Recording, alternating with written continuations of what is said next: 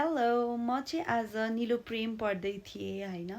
अनि यहाँ कस्तो मिठो कुरा लेखिएको छ, मलाई पढेर सुनाउन मन लाग्यो। आजकल मान्छेहरू प्रेम गरेर राख्दैनन्, प्रेम गर्नु अगावै राख्छन्।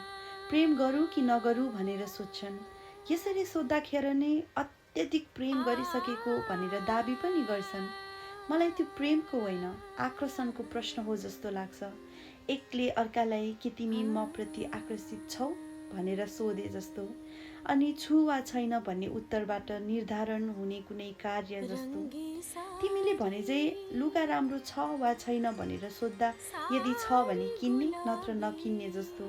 त्यो त प्रेम होइन, कुनै सम्झौता हो जस्तो लाग्छ।